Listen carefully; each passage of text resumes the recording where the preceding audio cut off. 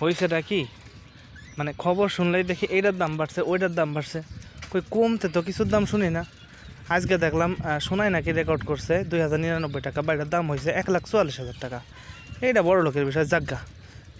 গতকালকা দেখলাম তেলের দাম বাড়ছে, জ্বালানির তেলের দাম 1 টাকা করে কেজিতে।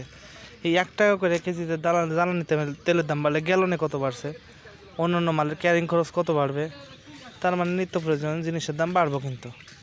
তো একের পর এক খালি বাড়তেছে, চাইলের দাম বাড়তেছে, সবজির দাম কমছে এটা ঠিক, কারণ শীতকালে সবজির দাম তো যদি কেউ ক্ষমতায় নাও থাকে এটা কমবে, এটা কমতে বাধ্য ভাই, আপনি বিশ্বাস করেন মানেন আর না মানেন।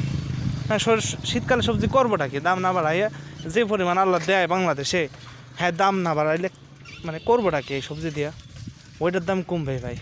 কিন্তু যেইগুলোর দাম কমানো উচিত, তেলের দাম, চাইলের দাম, আপনার এই যেই জায়গা যা আছে যেগুলো শীতকালীন না অন্য অন্য সময়ের কমা উচিত, সেগুলোর কোনটার দাম কমছে রে ভাই?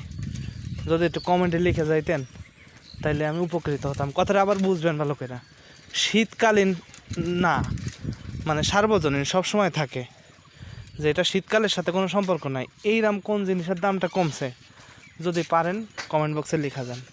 ভ্যাট বাড়াইলো, সাবানের দাম বাড়ছে, শ্যাম্পুর দাম বাড়ছে, আরে ব্যাটা ময়লা লাগলেও পরিষ্কার করতে গেলে দাম বেশি টাকা দিয়ে কিনা পরিষ্কার করতে হইব। বুঝলাম না ভাই, একটু লিখে যান কে কোনটার দাম কম পাইছেন শীতকালীন আইটেম বাদে।